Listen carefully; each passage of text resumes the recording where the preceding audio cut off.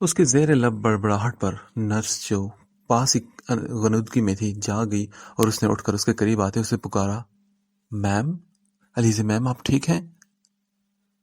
اس کی پکار جیسے اسے بہت دور سے سنائی دی تھی۔ وہ بہت گہری نیند سے جاگی تھی۔ اس کی لہو رنگ آنکھوں اور ان میں اتری وحشت پر نرس نے پلٹ کر دوسری طرف سوئی ہوئی نرس کو اٹھایا اور ڈاکٹر کو بلانے بھیجا۔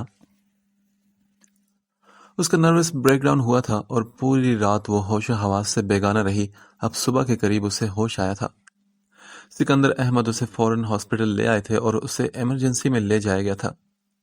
علیزی کے ہاسپٹل لانے کے کچھ دیر بعد ہی ہاسپٹل میں ہلچل مچ گئی اور ڈاکٹروں کی لائنیں لگی تھی علیزی کو دیکھنے کے لیے۔ فل وی آئی پی ٹریٹمنٹ دیا جا رہا تھا اسے۔ سینئرز ڈاکٹر، جونیئر ڈاکٹر سے لے کر نرسیں، انچارج، ہر ایک بوکھلایا ہوا تھا جیسے علیزہ کوئی بہت بڑی شخصیت ہو۔ سکندر احمد کی پوری فیملی کو اس سے دور رکھا جا رہا تھا، نہ جانے کیوں۔ سب کو پریشانی میں کچھ سمجھ نہ آیا۔ ڈاکٹر نے جب اس کے ہوش میں آنے کا بتایا اور کہا کہ وہ خطرے سے باہر ہے اور آپ لوگ مل سکتے ہیں اب، سکندر احمد جو اس کی طرف سے بہت پریشان تھے اور آج کی اس حرکت پر بے حد الجھے ہوئے اور ڈسٹرب تھے، اس کے ہوش میں آنے کا سن کر وہ دوڑے چلے آئے۔ علیزہ بیٹا، تم ٹھیک تو ہو نا؟ وہ اس کے قریب بیٹھتے ہوئے بڑی محبت سے بولے تو علیزہ نے پوچھا، مجھے کیا ہوا ہے ماموں؟ میں تو بالکل ٹھیک ہوں نا؟ اس نے ہاتھ میں لگی ڈرپ اور چہرے پر ہوئی بینڈیج سے قطع نظر انہیں مطمئن کرنا چاہا۔ اس کے پرسکون انداز پر انہوں نے ٹھنڈی سانس بھری۔ جانتے تھے کہ اپنی تکلیف وہ کسی کو نہیں بتاتی۔ ان کا ارادہ اسے گھر جا کر ساری بات پوچھنے کا تھا۔ دوسرے دن علیزہ کے ڈسچارج ہو کر گھر آنے کے بعد تحریم اور شفا اس کے کمرے میں بیٹھی اس کا دل بہلانے کے لیے ادھر ادھر کی باتیں کر رہی تھی جب آفس سے آ کر سکندر احمد سیدھا اس کے روم میں آئے۔ انہوں نے تحریم اور شفا کو باہر جانے کا اشارہ کیا۔ نصرت بیگم جو ان کے پیچھے ہی آ رہی تھی وہ ایک طرف صوفے پر بیٹھ گئی۔ انہیں نصرت بیگم کی زبانی تمام باتوں کا علم ہو چکا تھا، مگر ماں کو سمجھانے کے علاوہ وہ کچھ نہیں کر سکتی تھی، اور انہیں سکندر احمد کے غصے کا بھی پتہ تھا۔ وہ علیزہ کے لیے بہت حساس تھے اور مریم سے کیے وعدے کو انہوں نے اس طرح نبھایا کہ شاید ہی کسی سگے بھائی نے نبھایا ہو۔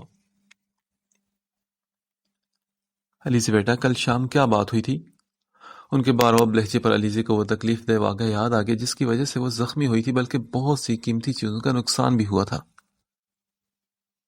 اس چیز کا اس کا چہرہ اس بات کا ثبوت تھا۔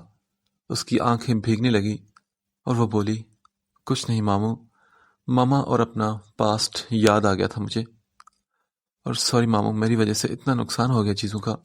وہ شرمندگی سے سر جھکا کر بول رہی تھی۔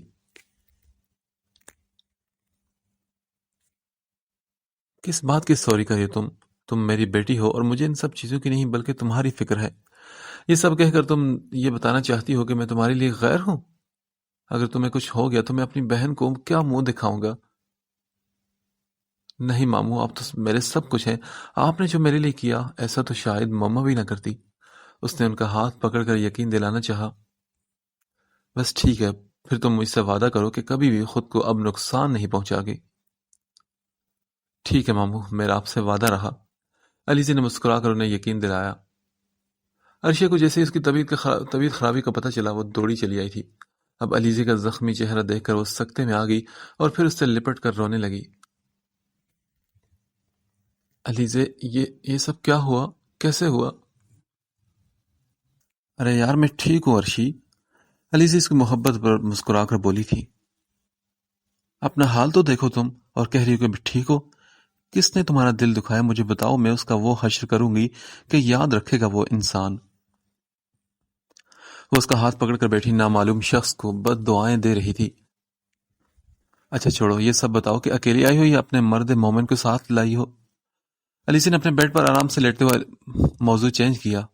اس کا موڈ بھی ساتھ ہی چینج کیا تھا۔ اسے مومن تو مت کہو، ایک نمبر کا کمینہ گھنا ہے۔ زوار بھائی کے ساتھ آئی ہوں اس سے جان بچا کر۔ کیوں یار، ایسے کیوں بول رہی ہو؟ کیا پھر کوئی لڑائی ہوگی؟ ابھی تو نہیں ہوئی، لیکن ہو ضرور جائے گی۔ پتہ ہے کہ ایک ہفتے سے اس نے مجھ سے اتنے کام کروائے جتنے پوری زندگی میں نے نہیں کیے، عرشی نے دکھی لہجے میں بتایا تھا۔ ابھی وہ کچھ اور بھی کہتی کہ تبھی تحریم چائے کے لوازمات لے کر آئی تھی۔ تم کہاں جا رہی ہو؟ بیٹھو نا ہمارے پاس۔ تحریم کو جاتے دیکھ کر عرشیہ نے کہا، نہیں تم لوگ باتیں کرو، مجھے نانو سے کوئی کام ہے۔ یار یہ تمہاری نانی بہت عجیب ہے، ایسے گھور گھور کے دیکھتے ہیں جیسے میں کسی دوسری دنیا سے آئی ہوں۔ مانو یا نہ مانو، یہ ضرور کسی دہشت گرد گروپ سے تعلق رکھتی ہیں۔ اس نے پرسوج انداز میں آئی بروز سکیڑ کر تھوڑی پر رکھتے ہوئے اسے بتایا تھا۔ ہاں اس کی باتوں پر علیزے بے ساختہ ہنس دی۔ ویسے ابھی تو تم کوئی سیکرٹ ایجنٹ لگ رہی ہو مجھے۔ ہاں یار ان کو تو آریان کی نانی ہونا چاہیے تھا، دونوں ایک جیسے لگتے ہیں نا۔ Okay okay take it easy یار، it's just a joke and enjoy it. تم نے بھی تو ان کے ساتھ اتنا بڑا مذاق کیا تھا نا علیزے۔ علیزے نے اسے سمجھانے کی کوشش کی اور بات بھی بدل دی۔ اگر ممانی یا تحریم وغیرہ میں سے کوئی آ جاتی تو نصرت بیگم کے بارے میں یہ سب انہیں برا لگتا۔ اچھا تم زیادہ اماں بھی بننے کی کوششیں مت کرو، اتنے دن سے اس نے مجھے ملازمہ بنایا ہوا ہے اپنی، اور میں اسے انجوائے کرواؤں۔ وہ اس پر ہی چڑھ دوڑی اور عرشیہ کو بھی اس کے گریز کی سمجھ آ گئی تھی۔ یہی تو سچے دوست کی نشانی ہے کہ دل کی بات خود بہت سمجھ آ جاتی ہے۔ علیزے نے گھبرا کر اس کے سامنے ہاتھ جوڑے۔ اچھا بھائی لو میری غلطی، معاف کر دو مجھے، اب تم بتاؤ کہ کیا چاہتی ہو تم؟ علیزے کی بات پر وہ پرجوش سے بولنے لگی، میں اس کو، مگر پھر کچھ سوچا اور اپنی بات کو گول کیا۔ چلو میں گھر جا کر سوچوں گی، ابھی تو ہم نے اور باتیں کرنی ہیں۔ تم بھی نا عرشی بالکل پاگل ہو۔ علیزے اس کی مسلسل باتوں اور حرکتوں پر ہنس رہی تھی۔ عرشیہ کے آنے سے علیزے کا موڈ اچھا ہو گیا تھا اور عرشیہ چاہتی بھی یہی تھی۔ ہاں اکیلے اکیلے چائے پی جا رہی ہے نا؟ اس کی اچانک گونجتی آواز نے عرشیہ کو ڈرا دیا تھا اور گرم چائے کا کپ اس کے پیروں کے پاس گرا تو وہ اچھل کر دور ہوئی، ورنہ چائے اس کے پیروں پر گر جاتی۔ اس کے ذرا حواس بحال ہوئے تو خوار نگاہوں سے آریان کو دیکھا اور چلائی، اسٹوپڈ انسان، تمہیں ذرا بھی تمیز نہیں؟ کیا ایسے آتے ہیں کچن میں؟ اس کی بات پر آریان بھی ہنسنے لگا۔ پھر وہ ماربل ٹاپ پر آرام سے بیٹھ گیا۔ اب کیا چھت پھاڑ کر آتا؟ اس نے مذاق اڑانے والے انداز میں کہا تو وہ جل کر خاک ہوئی۔ نہیں لیکن اس انسانوں کی طرح بھی تو آیا جا سکتا ہے نا؟ اس نے افسوس سے ٹوٹے ہوئے کپ کو اور اپنی گری ہوئی چائے کو دیکھا۔ کتنے دل سے بنائی تھی اس نے چائے، مگر اس شیطان نے آ کر سب کچھ حرام کر دیا اس پر۔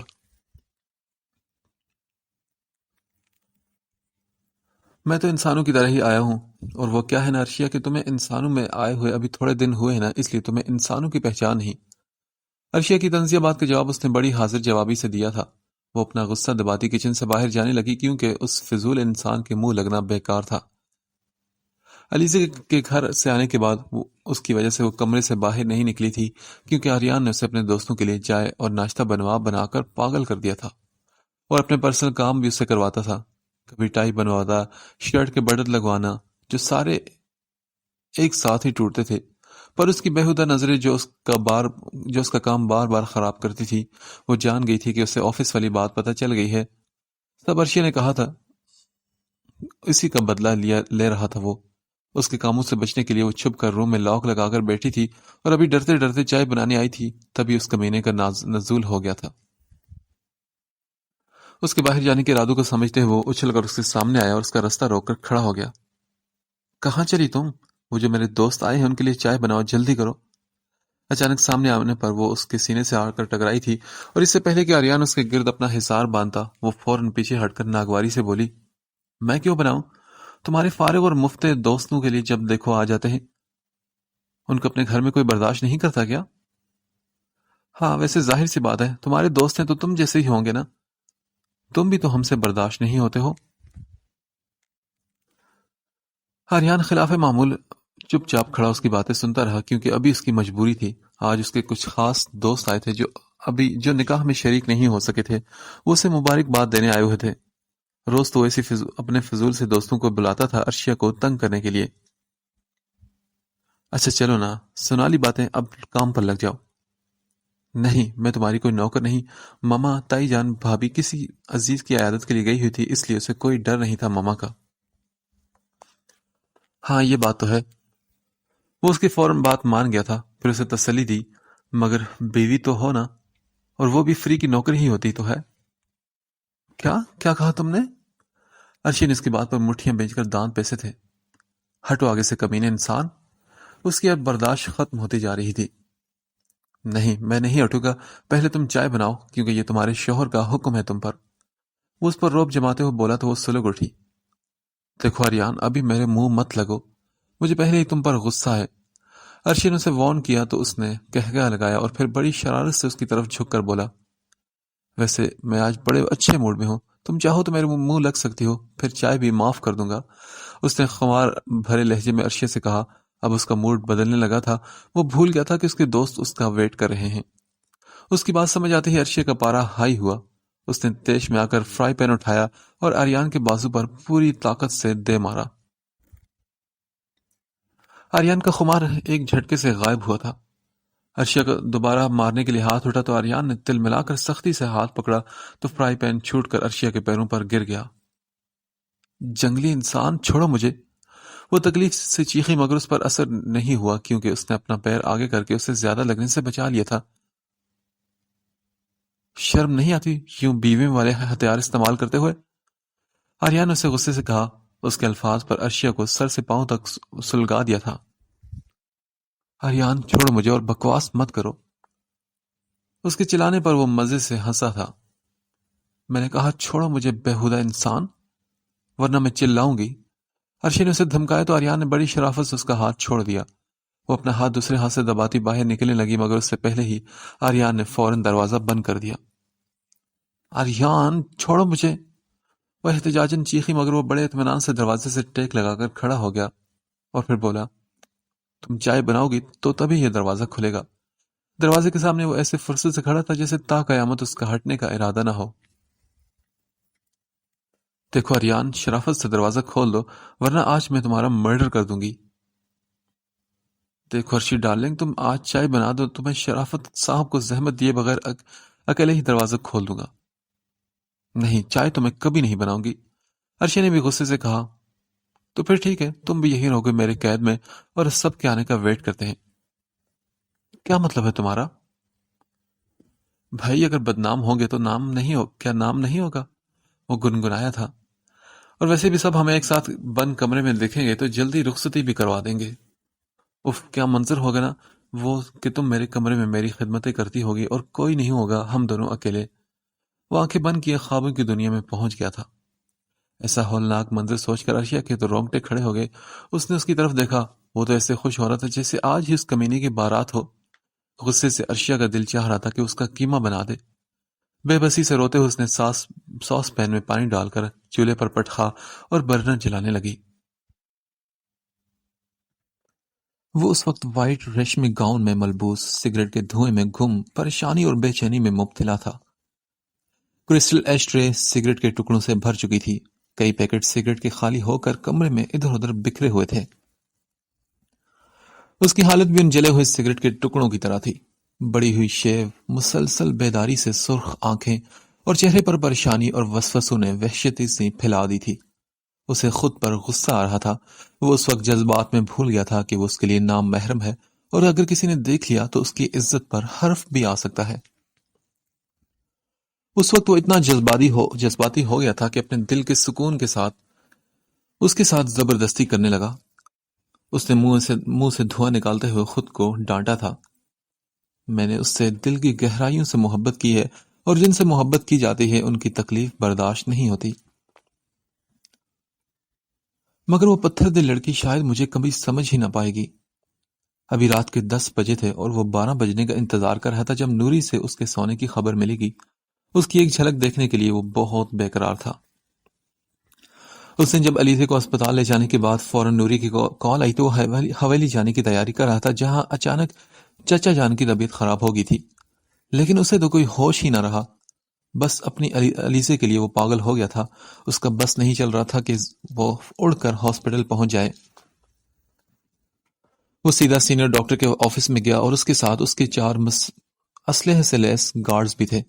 اس نے ایک دھماکے کے ساتھ دروازہ کھول کے روم میں انٹری ماری اور ڈاکٹر کی کن پٹی پر پسٹل رکھ کر کہا اگر میری علیزے کو کچھ بھی ہوا تو اس ہاسپٹل کو میں آگ لگا دوں گا. جو کرنا ہے کرو, جتنے پیسے لگتے ہیں لگاؤ, بس مجھے علیزے صحیح سلامت چاہیے. اوکے سر، آپ فکر مت کریں، میں خود انہیں دیکھتا ہوں، ہم اپنی پوری کوشش کریں گے، آپ مجھے باہر جانے دیں پلیز۔ ڈاکٹر کی تھی اس کے گارڈز کو دیکھ کر اور اس کی ریوالور دیکھ کر ہی جان نکل گئی تھی۔ ہاں جاؤ تم، اور سنو، وہ جیسے ہی باہر جانے لگا تو زیغم نے اسے پھر روکا تھا۔ اس کی فیملی کو کسی طرح اس سے دور کرو، میں اسے دیکھنا چاہتا ہوں، اور جب تک میں نہ کہوں کوئی اسے ملنے نہ پائے، سمجھ گئے تم؟ جی سر، ایسا ہی ہوگا۔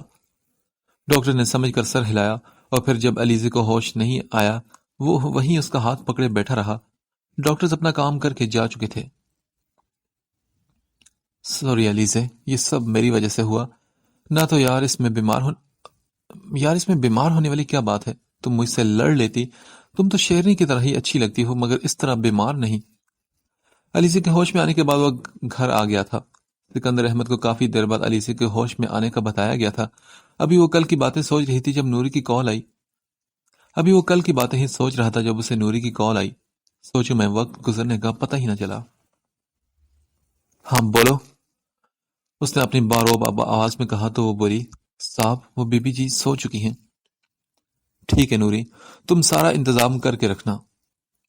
جی صاحب بالکل ٹھیک ہے۔ اور ہاں بات سنو، کل میرے جانے کے بعد کچھ ہوا تھا کیا؟ جی صاحب جی، وہ کل بڑی بیگم صاحبہ کی امی نے علیزے بی بی کو بہت باتیں سنائی تھی اور کہا تھا کہ وہ گندا خون ہے۔ وہ ہر وقت علیزے بی بی کو برا بلا کہتی رہتی ہیں۔ مگر صاحب بی بی جی تو کتنی اچھی ہے، کتنی سونی ہے، وہ کسی سے کچھ نہیں کہتی۔ نوری اپنی دھن میں بولے جا رہی تھی کہ اسے کال کٹ جانے کا پتہ ہی نہ چلا۔ زیغم خان نے تو یہ سن کر کال کاٹ دی تھی کہ کسی اور کی وجہ سے اس کی متاع جان کو کچھ ہوا ہے۔ وہ تو کب سے خود کو قصوروار سمجھ رہا تھا، تبھی وہ غصے سے باہر نکلا اور دھاڑنے لگا، شیر خان، شیر خان! اس کی دھاڑیں پورے فارم ہاؤس میں گونج رہی تھی۔ حکم چھوٹے خان؟ شیر خان بھی بوتل کے جن کی طرح فوراً حاضر ہوا۔ شیر خان گاڑی نکالو، اور ہاں کل تمہیں ایک کام بھی کرنا ہے۔ وہ سیدھا علیزے کے گھر آیا اور اس کے کمرے میں چلا گیا۔ پورا گھر اندھیرے میں ڈوبا ہوا تھا۔ نائٹ بلب کی روشنی میں بیڈ پر لیٹی وہ دوائیوں کے زیر اثر سو رہی تھی۔ اس نے پورے کمرے کی تلاشی لی تو اسے بس ایک بیڈ کے سائڈ ٹیبل کی ایک دراز سے فوٹو فریم ملا جس میں علیزے سے ملتی ایک خوبصورت عورت تھی اور اس کے ساتھ 5 سال کی بچی جو کہ یقیناً علیزے ہی تھی۔ اس نے اپنے موبائل سے پکس کو کلک کیا اور علیزے کے پاس آیا اور اس کا ہاتھ پکڑ کر بولا، میں تمہارے بارے میں سب کچھ پتہ لگا کر ہی رہوں گا اور اس شخص کو ڈھونڈ کر لاؤں گا۔ پل پل اذیت دی ہے جس کی وجہ سے تم نے خود کو اور تم اس حالت تک پہنچی ہو۔ تمہیں سزا، اذیت اور محبت دینے کا حق صرف مجھے ہے، اور اگر تم نے میرے علاوہ کسی کو اہمیت دی تو بہت برا کروں گا علیزے، یاد رکھنا۔ وہ اس سے ایسے باتیں کر رہا تھا جیسے اس کی ہر بات سن اور سمجھ رہی ہو۔ چلو اب میں چلتا ہوں کیونکہ بہت دور کا سفر ہے۔ اس کا ہاتھ آرام سے بیڈ پر رکھ کر جیسے خاموشی سے وہ آیا تھا ویسے ہی واپس چلا گیا۔ اب اس کا حویلی جانے کا ارادہ تھا۔ گاڑی میں وہ بیٹھا اور اب وہ اپنے چچا جان کے بارے میں سوچ رہا تھا جن کی کل اچانک طبیعت خراب ہو گئی تھی۔ وہ ہارٹ پیشنٹ تھے اور ان کو زیادہ تر بیمار ہی رہتے تھے۔ کبھی انہیں کسی خوشی میں خوش ہوتے نہیں دیکھا۔ ایک ہی بیٹی تھی، ان کی بیوی کا انتقال بھی 5 سال پہلے ہو چکا تھا۔ نہ جانے کون سا غم وہ دل میں پال کر بیٹھے تھے۔ زیغم کے بہت بار پوچھنے پر بھی وہ کچھ نہیں بتاتے تھے، جبکہ اس کے بچپن سے ہی بہت اچھے دوست تھے۔ وہ اپنے دل کی ہر بات زیغم خان ان سے ہی کہتا تھا۔ کل وہ علیزے کی وجہ سے ہاسپٹل ان کے پاس نہیں جا سکا تھا اور اب ان سے گھر جا کر ملنے کا ارادہ تھا۔ السلام علیکم بی جان۔ وہ ان کے آگے جھکا تو وہ دونوں ہاتھوں میں چہرہ تھام کر اس کا ماتھا چومتے بولی، وعلیکم السلام، بہت دنوں بعد آئے تم شہر سے، ماں کا خیال بھی نہیں آتا تمہیں؟ ان کے شکوہ پر وہ ان کے قدموں میں قالین پر ہی بیٹھ گیا۔ رات بہت لیٹ حویلی پہنچا تھا تو سب لوگ سو چکے تھے۔ ابھی 10 بجے کے قریب اس کی آنکھ کھلی تھی۔ بی جان کام تھا نا وہاں، ورنہ آپ کے وجود سے غافل ہو سکتا ہوں کیا؟ اور یہ بابا جان کہاں ہیں؟ ہاں بیٹا، وہ تو پنچایت میں کوئی مسئلے کی وجہ سے گئے ہیں۔ ان کی باتیں چل رہی تھی کہ اسی وقت اس کا موبائل فون رنگ ہوا۔ شیر خان کی کال تھی۔ اس نے یس کر کے کان سے لگایا۔ کام ہو گیا ہے خان۔ شیر خان کی بات سن کر اس نے کال کٹ کر کے موبائل جیب میں رکھ دیا۔ بی جان یہ زرتاش ان کے پاس خوبصورت سندھی کڑھائی والے سوٹ لے کر اندر داخل ہوئی، پھر زیغم خان کو ان کے قدموں میں بیٹھے دیکھ کر رک گئی اور جلدی سے سر پر آنچل درست کرتے دھیمے سے بولی، السلام علیکم لالا۔ اس کی باروب شخصیت کے سامنے ہر کوئی حویلی میں ڈرتا تھا۔ اس کا غصہ ذرا سی غلطی پر انسان کی وہ کھال ادھیڑ کر رکھ دیتا تھا، اس لیے زرداشت بھی اس کے سامنے آنے سے خوف کھاتی تھی اور ابھی بھی وہ بس بھاگنے کی تیاری کر رہی تھی۔ اس کی طرف دیکھتے ہوئے زیغم نے سرسری سے جواب دیا۔ وہ اس کے لیے ایک بچی ہی کی طرح تھی، 18 سال کی ہی تو تھی وہ، بس وہ ایک حد رکھتا تھا اس میں اور زرش میں، حالانکہ دونوں اس کی خواہش پر ہی میڈیکل کالج میں تعلیم حاصل کر رہی تھی۔ زرش میڈل کے 3rd ایئر میں تھی اور زرتاش کا بھی اسی کالج میں ایڈمیشن لینے کا ارادہ تھا۔ ہاں کیا کہہ رہی تھی تم؟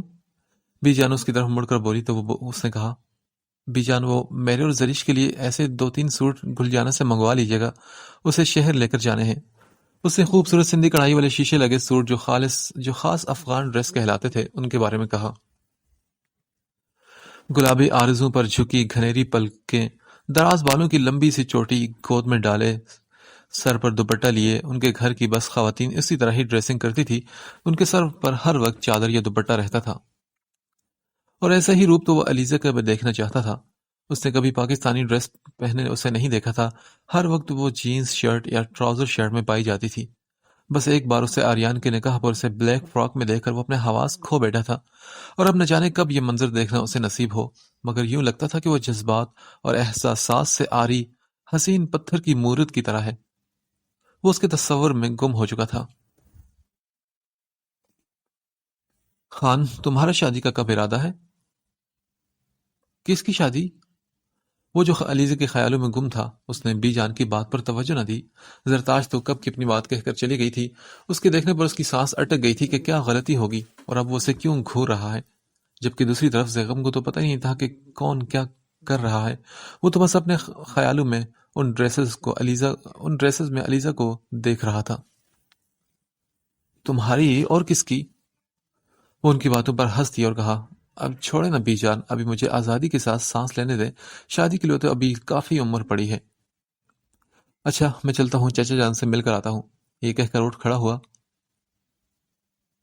وہ ابھی کمرے میں آیا تھا جب تیمور علی خان دوائیوں کے زیر اثر گہری نیند میں کچھ پکارنے لگے، لیزے لیزے۔ تبھی اچانک کسی کو پکارتے ہوئے ان کا وجود پسینے سے شرابور ہو گیا۔ وہ نیند میں لگاتار مسلسل کسی کو پکار رہے تھے۔ چچا جان کیا ہوا آپ کو؟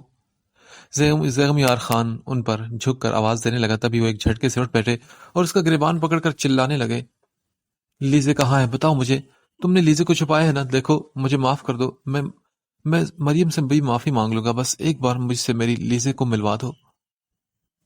چچا جان کیا ہوا ہے؟ ہوش میں آئے۔ اس نے انہیں دونوں بازوں سے پکڑ کر جھنجھوڑا تو وہ واپس نیم بے ہوشی میں چلے گئے۔ زیغم کو تو کچھ سمجھ نہیں آ رہا تھا کہ اس کے چچا اس حد تک ذہنی مریض کیوں بن گئے ہیں، اپنے بیٹے اور بیوی کو یاد کرنے کے بجائے کسی لیزے کو یاد کر رہے ہیں۔ کیا کوئی وہ انگریز لڑکی ہے؟ لیکن وہ مریم تو مسلمان ہے نا؟ بابا جان سے پوچھا تو وہ بتائیں گے نہیں، بی جان کو کچھ معلوم ہوتا نہیں۔ وہ ایسے ہی الجھا سا اپنے کمرے میں آ گیا، تیار ہونے کے لیے اور اپنے باپ کے پاس جانے کے لیے۔ سکندر احمد کے آفس جانے کے کچھ گھنٹوں بعد ہی وہ بازو پر پٹی باندھے خون سے بھرے کپڑوں میں 2 آدمیوں کے سہارے گھر آئے تو ایک کہرام مچ گیا۔ گھر میں نصرت بیگم اور تحریم نے رو کر تو اپنی بری حالت کر لی تھی۔ شفا کالج میں تھی، نانی کے بھی ہاتھ پاؤں پھول گئے اپنے داماد کا اتنا خون دے کر۔ دوسرے کے خون کو گندا بولنا آسان ہے، مگر اب جب اپنے خون پر آتی ہے تو تب اللہ یاد آتا ہے۔ جب اس کے بنائے ہوئے بندوں کو برا بولتے ہو تو یاد نہیں رہتا۔ وہ تو اوپر بیٹھا سب کچھ دیکھ اور سن رہا ہوتا ہے، اور مکافات عمل بھی اسی دنیا میں ہی ہوتے ہیں۔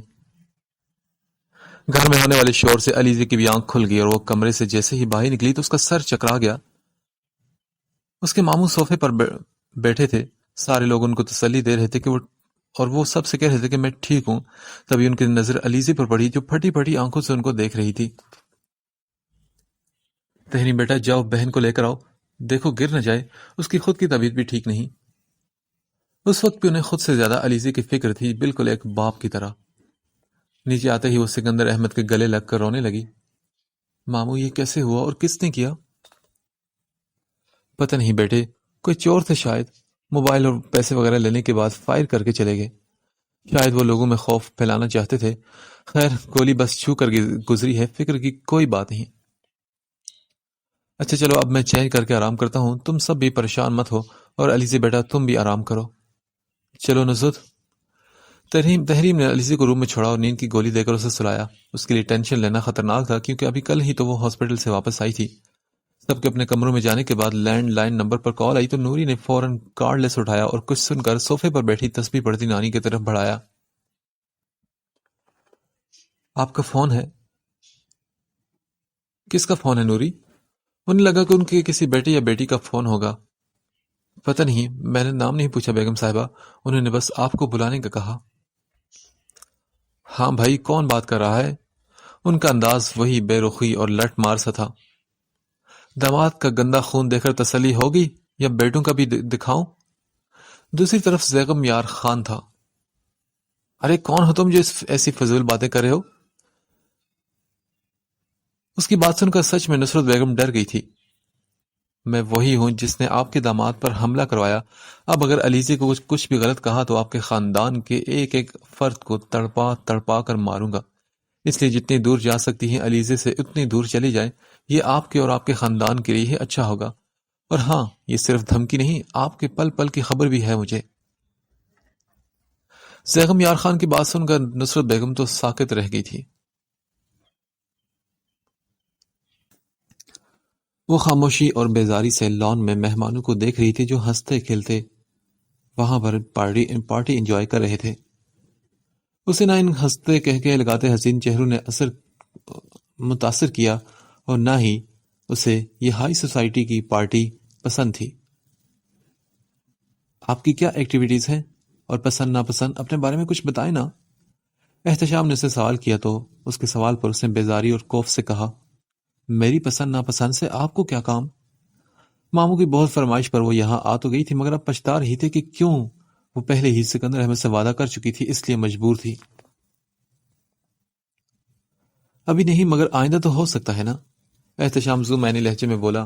وہ کچھ زیادہ ہی ایکسائٹڈ ہو رہا تھا اس سے مل کر، جیسے ان کی شادی ہونے والی ہو۔ آخر ماموں جان کو بھی تو اس نے جواب دینا تھا، اسے کچھ کرنا پڑے گا اس سب سے جان چھڑوانے کے لیے۔ تبھی وہ سنبھل کر بیٹھ گئی۔ سکندر احمد کے اصرار اور بات کے مان کو رکھنے کی خاطر وہ اس پارٹی میں آ گئی تھی۔ اس کے زخم چونکہ گہرے نہیں تھے اس لیے جلدی جلدی ہی بھر گئے تھے، مگر نصرت بیگم نے جو زخم اس کے دل پر لگایا تھا وہ ابھی بھی برس رہا تھا، اور اس واقعے کے بعد 2 دن بعد وہ گاؤں چلی گئی تھی بنا کسی کو کچھ بولے، اور جاتے وقت وہ بہت گھبرائی ہوئی بھی تھی۔ سبھی انہوں نے روکنے کی کوشش کی مگر وہ کسی کی کوئی بھی بات سننے کو تیار نہیں تھی۔ بس ایک ہی ضد تھی کہ میں نے گاؤں جانا ہے۔ علیزی اب یونیورسٹی جا رہی تھی۔ ماموں بھی 2 دن بعد ٹھیک ہو کر آفس جانے لگے تھے، چونکہ ان کا بھی زخم زیادہ گہرا نہیں تھا اور ان کو بھی فارغ بیٹھنے کی عادت نہیں تھی۔ یہ پارٹی احتشام شیرازی کے اعزاز میں دی گئی تھی جو کہ یو کے سے اسٹڈی پوری کر کے واپس آیا تھا۔ اب اس کو اپنے باپ کا بزنس جوائن کرنے کا ارادہ تھا۔ چھوٹے شانے صاف رنگت، وہ کافی ہینڈسم تھا اور پارٹی میں اس کے کہے گونج رہے تھے، یعنی اس کا روشن مستقبل تھا۔ علی نے اس کے بارے میں سوچتے ہوئے سر جھٹکا تھا۔ اسے ایسا لگا کہ اس پر دوبارہ فلیش پڑی ہو، مگر اس نے ادھر ادھر دیکھا، اتنے لوگوں میں سے کوئی بھی ایسا نظر نہ آیا جو اس کی طرف متوجہ ہو۔ مجھے انسانوں سے زیادہ علمی کتابیں پڑھنے کی عادت ہے، اس کو بغور اس کو پڑھتے ہی جانچتی آنکھوں پر اس نے طنز کیا تھا، اور مجھے انسانوں کو پرکھنے، ان کی شخصیتوں کے بارے میں جاننے میں مزہ آتا ہے۔ مسکراتے لب اور اس کی گہری بولتی آنکھیں پر وہ نظریں چرا کر سرسری سے بولی تھی، اپنی اپنی پسند ہے، جس طرح مجھے پرندوں اور جانوروں سے بے حد پیار ہے، اور آنٹی بتا رہی تھی کہ آپ کو یہ سخت ناپسند ہے۔ یہ بات جھوٹ تھی، اس نے کسی سے نہیں پوچھا تھا اور نہ ہی اسے کچھ خاص پسند تھے جانور۔ اب کچھ تو کسی طرح اس نے ثابت کرنا تھا کہ دونوں ایک دوسرے کے ساتھ سوٹ نہیں کرتے۔ اب اتنے بھی نہیں کہ کسی پیاری کی خاطر میں اپنی یہ عادت بدل بھی سکتا ہوں۔ وہ اس کے پرکشش اور خوبصورت چہرے کو تکتے ہوئے بولا۔ اس کی نہ ختم ہونے والی بحث پر وہ اٹھ کھڑی ہوئی۔ ارے رکے، آپ کہاں جا رہی ہیں؟ وہ حیران ہوا کیونکہ اس کا دل اداس ہونے لگا اس کے جانے کے خیال سے، تو وہ اس کے حسین چہرے کو تو دل بھر کر دیکھنا چاہتا تھا۔ بڑوں کا یہ فیصلہ اسے بھی پسند آیا تھا، مگر ایسا لگ رہا تھا کہ اس لڑکی کو اس میں کوئی انٹرسٹ نہیں۔ احتشام ایک پریکٹیکل بندہ تھا، اسے یہ بات سمجھ نہیں آ رہی تھی کہ جب اسے مجھ میں کوئی دلچسپی نہیں تو وہ یہاں ملنے کیوں آئی تھی۔ انکل کے پاس جانا ہے، تھوڑا انجوائے کرنے، دراصل فضول باتوں سے میں بہت جلدی تنگ آ جاتی ہوں۔ اس کی بات سن کر احتشام شیرازی کا چہرہ پھیکا پڑ گیا۔ اب تو اسے یقین ہو گیا تھا کہ اس کے ساتھ ضرور زبردستی ہو رہی ہے۔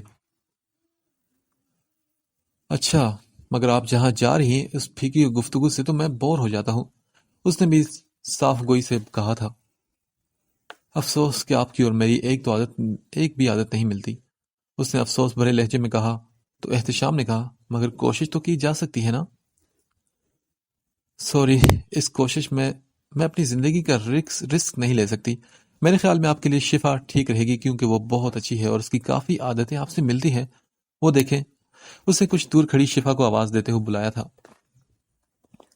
وہ اسے بات کرتے ہوئے پہلی بار مسکرائی تھی اور گلابی لب گلاب کی پنکھڑیوں کی طرح کھلے تھے۔ وہ حیرت سے اسے دیکھتا رہ گیا اور اسے یوں دیکھتے پا کر وہ شفا کے پاس آنے پر احتشام شیرازی سے بات کرنے کا کہہ کر مڑ گئی۔ اسے جہاں اپنی خوبصورتی کا اندازہ تھا، وہاں اسے دیکھ کر پتھر ہو جانے والے مردوں سے اسے سخت نفرت تھی۔ کیا ہوا؟ کیا کیا باتیں ہوئی؟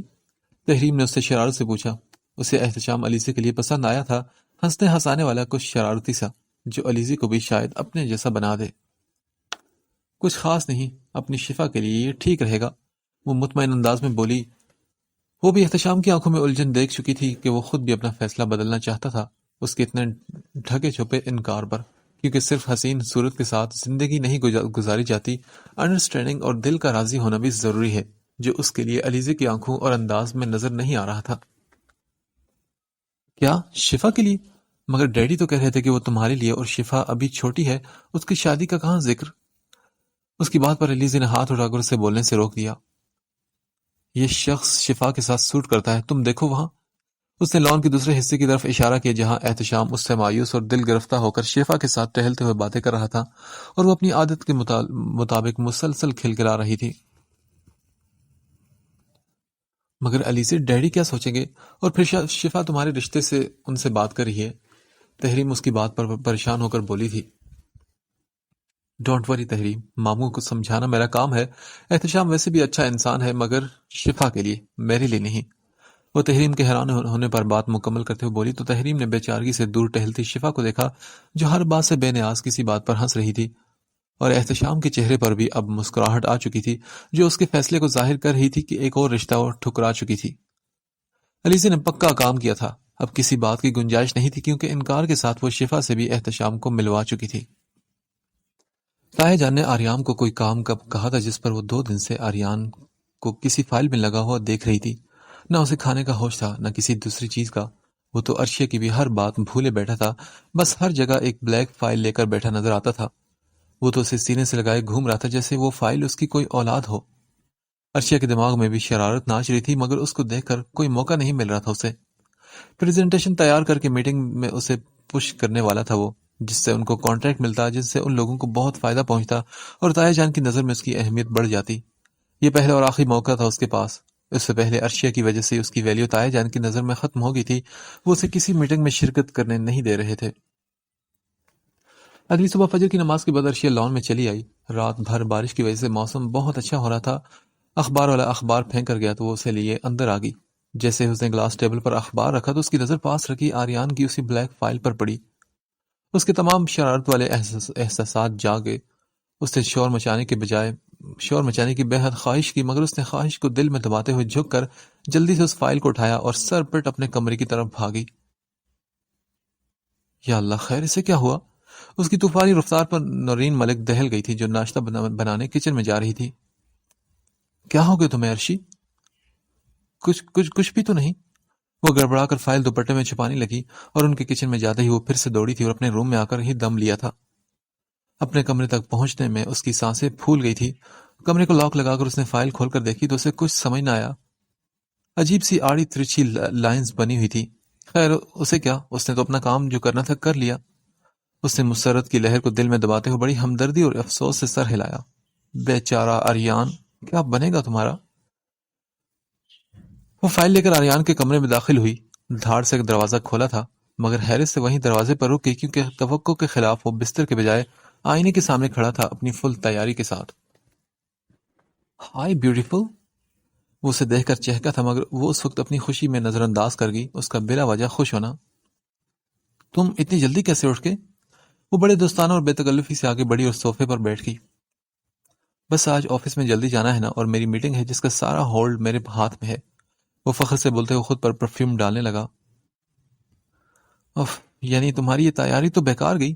یہ قیمتی سوٹ صبح صبح اٹھنا۔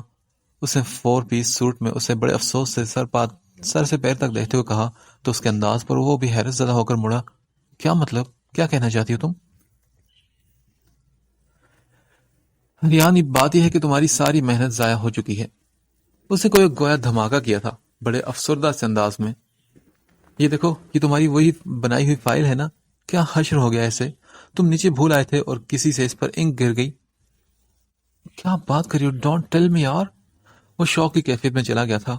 فائل کا حال دیکھا تو سر پکڑ کر بیٹھ گیا۔ یہ کیا ہو گیا مجھ سے؟ اتنی محنت کی تھی، اب ڈیڈ سے مجھے کون بچائے گا؟ وہ پریشانی کے عالم میں باتیں کرنے لگا۔ تم نے کسی کو بتایا تو نہیں نارشی؟ اس نے سر اٹھا کر بڑے دکھی سے انداز میں پوچھا تو وہ بمشکل سنجیدہ تاثرات چہرے پر سجائے اس کی طرف دیکھ کر انکار میں سر ہلا گی اور پھر طنز کرتے ہوئے بولی، تمہاری طرح نہیں ہے جو بدلے لینے لگوں۔ لیکن خاموش رہنے کی بھی تو کوئی قیمت ہوتی ہے نا۔ اس نے فوراً شرط بھی رکھی تھی اور پورا فائدہ اٹھانا چاہتی تھی اس کی بے بسی کا۔ وہ تھوڑی دیر پرسوچ انداز میں اسے دیکھتا رہا اور پھر گہری سانس لے کر بولا، کیسی شرط؟ شرط یہ ہے کہ تم مجھے اب کبھی بھی تنگ نہیں کرو گے، میں جتنا چاہے کر لوں۔ یہ بات اس نے دل میں کہی تھی۔ اور تم میری ہر بات مانو گے، اپنے دوستوں کو چائے کے لیے چائے نہیں بنواؤ گے اور روزانہ شام کو آئس کریم کھلانے لے جاؤ گے۔ اس نے فوراً اپنی معصوم سی فرمائشیں بتائی۔ اف، کتنی تنگ ہے یہ لڑکی مجھ سے۔ آریان نے بے ساختہ سوچا تھا اور پھر وہ فوراً مان گیا۔ اوکے، پرومس، آج کے بعد ایسا نہیں ہوگا۔ لیکن تائی جان سے کیسے چھپاؤ گے؟ وہ اس کی طرف دیکھتے ہوئے سرگوشی میں بولی کہ کہیں کوئی سن نہ لے۔ انہیں میں ہینڈل کر لوں گا، آفس میں جاتے ہی کہہ دوں گا میری تربیت خراب ہوگی، زوار بھائی یہ ساری میٹنگ دیکھ لیں گے۔ وہ کسی اور خیال میں بات کرتے ہوئے چونکا تھا۔ اب ذرا دھیان رکھنا، جو ہی مجھ سے بدتمیزی کرو گے یا تنگ کرو گے تو میں تایا جان کو سب کچھ بتا دوں گی، سب کچھ۔ ارشی نے اسے پھر وارننگ دی تھی۔ ارشی تم کتنی اچھی ہو، اس نے بہت احسان مندانہ انداز میں کہتے ہوئے بڑی عقیدت سے اس کا ہاتھ تھاما تھا اور وہ دل ہی دل میں آریان کی بے چارگی سے خوش ہو رہی تھی۔ کتنا کام کروا کر اسے بے بس کرتا تھا، آج خود بے بسی کی تصویر بنا ارشیا کو سکون پہنچا رہا تھا۔ میں نے تمہیں بہت تنگ کیا ارشی، مگر آج تمہارے اس رویے نے، تمہاری ہمدردی نے مجھ جیسے خود غرض انسان کی آنکھیں کھول دی ہیں۔ مگر آج میں پرومس کرتا ہوں کہ میں تمہیں اب کبھی تنگ نہیں کروں گا۔ تم جیسی ذہین اور عقل مند لڑکی کی تمام اچھائیاں آج میرے سامنے آئی ہیں اور میں خوش قسمت ہوں کہ تم جیسی بیوی مجھے ملی۔ وہ بڑے جذباتی انداز میں کہہ رہا تھا اور فخر سے ارشیا کی گردن اکڑنے لگی تھی۔ کیا دن ہے آج کا، آریان میری تعریفیں کر رہے اور کتنا فائدہ ہے دوسروں کو تنگ کرنے کا۔ ہائے کاش میرے پاس موبائل ہوتا تو اس گھنے مسینے کی ویڈیو بناتی۔ اس نے دوسرے ہاتھ سے اس کا ہاتھ تھپکا اور بڑی بے نیازی سے بولی، ظاہر ہے مشکل وقت میں تمہارے کام سارے کر دوں گی، میرا مطلب ہے کام آؤں گی۔ اس نے فوراً دانتوں تلے زبان دباتے ہوئے کہا تھا۔ Okay, thank you Arshia, thank you very much. Aryan نے جذباتی لہجے میں کہتے ہوئے ارشیا کا ہاتھ پکڑ کر کھینچ کر اسے اپنے سینے سے لگایا اور پھر اس کے دونوں گالوں پر کس کر کے اس کے ہونٹوں کو ہلکا سا چھو کر پیچھے ہٹا۔ اور یہ سب کچھ اتنی جلدی اور اچانک ہوا کہ ارشیا کچھ سمجھ ہی نہ پائی۔ وہ بوکھلا کر اس سے دور ہو کر بیٹھی اور شرم و حیا سے اس کا چہرہ آگ کی طرح تپنے لگا۔ اس کی سانس تیز ہو گئی تھی۔ آریان کے ہوش اڑانے آئی تھی مگر خود کا فیوز اڑ گیا تھا۔ اس نے نظر اٹھا کر آریان کو دیکھا تو اس کے چہرے پر سادگی اور معصومیت تھی، جیسے وہ بس شکر گزار اور احسان مند ہو۔ You are really a friend ارشی۔ وہ دان پیستی دل ہی دل میں سے برا بلا کہتی اپنا غصے والا چہرہ لیے باہر نکلی اور جذباتی ہمدردی پر لعنت بھیجتی کمرے سے نکل آئی۔ وہ بھی اس کے پیچھے لپکا تھا اور ناشتہ کرنے کے بعد وہ سب کے ساتھ وہ بھی آفس کے لیے نکل گیا تھا۔ لیکن جاوید یہ کیسے ہو سکتا ہے؟ پہلے تو تم نے اپنی خوشی سے علیزے کے لیے ہاں کہا تھا نا؟ سکندر احمد ان کی بات سنتے ہی ہتھے سے اکھڑ گئے تھے۔ ابھی وہ گھر سے نکلنے ہی والے تھے جب ان کا دوست جاوید شیرازی اسے ملنے آ گیا۔ सिकंदर अहमद उन्हें देखकर खुश हो गए, लेकिन उनकी बात सुनते ही उनका गुस्से से बुरा हाल हो गया था। मुझे अपनी गलती का एतराफ है सिकंदर, अली से मुझे अब भी बहुत अजीज है, अपनी बेटी की तरह, मगर यार ये मेरी खुशी की बात नहीं। एहतशाम ने अलीसे के बजाय शिफा का कहा है, और फिर जिंदगी उन बच्चों ने गुजारनी है, हमने तो नहीं ना। जब वह सब उन्हें कायल करते हुए बोले, जो भी हो, अगर अलीजे नहीं तो शिफा के लिए भी तुम इनकार ही समझो। अगर मैंने अलीजे से बात नहीं की होती तो अलग बात थी, मगर अब जबकि वो इतनी मुश्किलों से राजी हुई है तो एहतशाम के इनकार से वो हर्ट होगी, और तुम्हें अच्छी तरह मालूम है कि मैं उसे अपनी औलाद से बढ़कर अजीज रखता हूँ। उन्हें बहुत दुख और सदमा हुआ था एहतशाम के फैसले पर, क्योंकि वो बहुत काबिल और ज़हीन शख्स था। उसके नर्म तबीयत की होने और ठंडे मिजाज और फ्रेंडली नेचर की वजह से उन्हें अलीजे के लिए पसंद आया था, मगर अब वो सच में फिक्रमंद हो गए थे। अच्छी तरह सोच लो सिकंदर, फिर मुझे अपने फैसले से आगाह कर लेना। फिर हो सकता है कि तुम्हारी भाभी और बच्चियां आज मिठाई लेकर बाकायदा रिश्ता लेकर घर गई हों। सुबह मेरे ऑफिस जाने से पहले उन लोगों का तो यही इरादा था। उन्होंने इंकशाफ किया तो वो परेशान हो गए। यार ऐसा नहीं होना चाहिए था, तुम मुझसे पहले पूछ तो लेना चाहिए था। सिकंदर नाराजगी से बोले, और फिर उनके जाने के बाद उन्होंने घर कॉल की तो नुसरत बेगम से ये सुनकर परेशान रह गई कि अलीसे ने उनकी खूब खातिरदारी की और शिफा के रिश्ते को ओके कर दिया है। उसके कहने के मुताबिक मामू उसकी बात को नहीं टाल सकते। वो उसी परेशानी की कैफियत में घर आए कि कहीं अलीजे दुखी न हो। उसकी छोटी छोटी तकलीफ पर एक बाप की तरह वो तड़प जाते थे।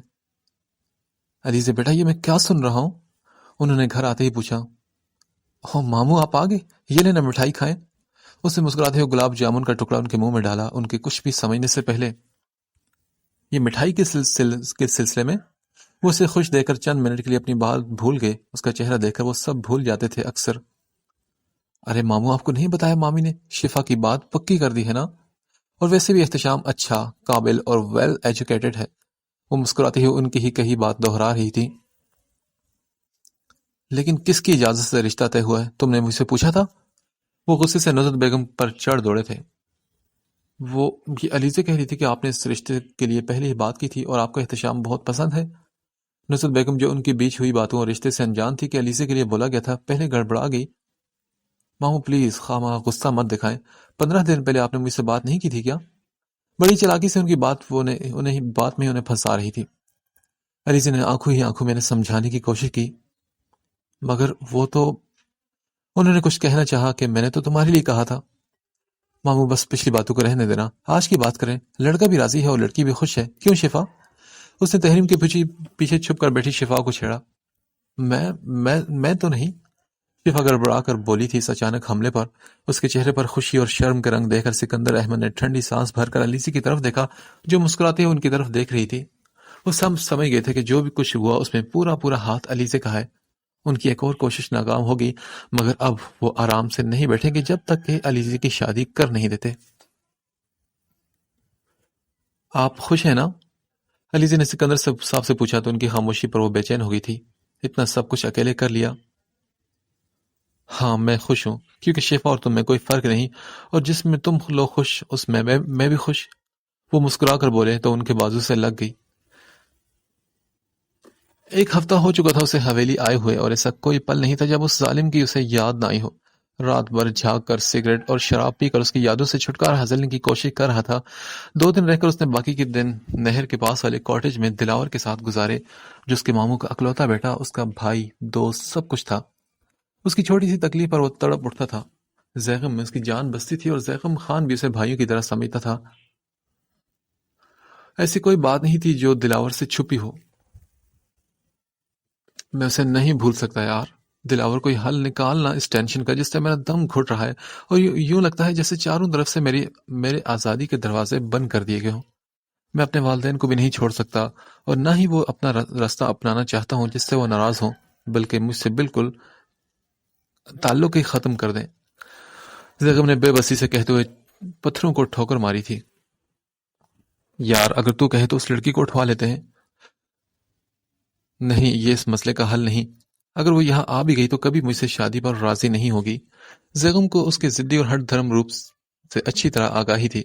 अभी दिलावर कुछ और कहता कि उसी वक्त जैगम के मोबाइल पर कुछ नोटिफिकेशन शो हुआ और कॉल आने लगी गुलाब खान की, जिसको उसने अलीजे की पल पल की खबर रखने के लिए कहा था। ہاں بولو گلاب خان، علیزے تو ٹھیک ہے نا؟ اس نے جلدی سے پوچھا، تبھی اس کے چہرے پر ہوائیں اڑنے لگی، کیونکہ جب سے علیزے کی طبیعت خراب ہوئی تھی اس کو ڈر ہی لگا رہتا تھا۔ ایک ہفتے سے وہ علیزے کے پل پل کی خبر گلاب خان اور نوری سے لے رہا تھا۔ جی خان، بیوی تو ٹھیک ہے، کچھ تصویریں بھیجی ہیں بیوی کی، آپ دیکھ لیں۔ زینب نے کال کٹ کر کے جیسے ہی اسکرین پر ٹچ کیا تو اس کی دماغ کی رگیں غصے کی زیادتی سے ابھر آئی اور آنکھوں میں خون اتر آیا۔ ایک تصویر میں علیزے کسی لڑکے کے ساتھ کھڑی باتیں کر رہی تھی، اور ایک میں وہ لڑکا اسے دیکھ کر مسکرا رہا تھا، اور ایک تصویر کو دیکھ کر اس کی تو برداشت ختم ہوگی جس میں علیزے بھی مسکرا رہی تھی اور وہ اسے حیرت زدہ ہو کر دیکھ رہا تھا۔ نیچے اس لڑکی کی ڈیٹیل بھی تھی کہ یہ سکندر احمد کے دوست کا بیٹا ہے اور علیزے سے شادی کا خواہش مند ہے۔ اس نے موبائل کو دیوار پر دے مارا جو کئی حصوں میں بٹ گیا۔ اب وہ گہری گہری سانسیں لے رہا تھا۔ اس کی حرکتیں دیکھ دلاور کب سے دیکھ رہا تھا۔ کیا ہوا میرے جگر، کوئی کیوں اپنا بی پی ہائی کر رہے ہو؟ کیا ہوا کیا ہے؟ یار میں پاگل ہو جاؤں گا دلاور۔ زیغم نے دونوں ہاتھوں سے اپنے بال مٹھی میں جکڑے۔ وہ کسی اور سے تعلق بنا رہی ہے اور شادی کر رہی ہے دلاور۔ بابا کی مجھ پر کڑی نظر ہے، وہ مجھے کچھ نہیں کہیں گے، علیزے کو نقصان پہنچا سکتے ہیں، یہاں مجھے اپنے مسئلوں میں الجھایا ہے، میں کیسے جاؤں اس کے پاس؟ ہاں تو اس میں مسئلے والی کون سی بات ہے؟ اس لڑکے کو سبق سکھاتے ہیں، پھر بھابھی کو لے آئیں گے، پھر تو جانے اور وہ۔ دلاور نے مسکراتے اسے دیکھا۔ نہیں یار، اس کی عزت تو مجھے اپنی جان سے بھی زیادہ پیاری ہے، اور تم نہیں سمجھو گے کہ یہ عشق کی آگ ہے۔ یار یہ کام صرف 2-3 دن کا ہے، اگر تم میرے حوالے کرو تو پھر تمہارا مسئلہ حل۔ تم میرا کام کر دلاور، بابا جان کو بالکل خبر نہیں ہونی چاہیے۔ اگر علیزی میری کمزوری نہیں بنتی تو میں کچھ بھی کر جاتا، میں کسی سے ڈرتا نہیں۔ ہاں تو بتا نا شہزادے، یہ تو کوئی مسئلہ ہی نہیں، تمہارے لیے تو جان بھی حاضر ہے۔ دلاور شرار سے مسکرایا۔ ایک لمحے کو اس کی آنکھوں میں علیزے کا سراپا لہرا گیا اور وہ دل کی بیقراری پر آگے بڑھتے ہوئے بولا، تم صرف اس لڑکے احتشام کو یہاں لاؤ گے، باقی میں سب کچھ خود دیکھ لوں گا۔ زیغم نے رائفل سے نشانہ لیتے ہوئے تیتر کا شکار کیا تھا۔ فضا میں کئی دھماکے ایک ساتھ گونجے، جہاں شکار گرتے وہاں انور خان اور گل شیر دوڑ پڑے تھے۔ اس نے یہ نایاب قسم کی لکڑی کا بنا کاٹیج نہر کے پاس اپنی پسند سے بنوایا تھا۔ ہر طرف سرسبز پہاڑ اور درخت ہے اور قریبی جنگل تھا، جس کی وجہ سے یہاں شکار بہت آسانی سے مل جاتا تھا، اور زیغم خان اور اس کے دوست یہاں شکار کے لیے اکثر آتے جاتے رہتے تھے۔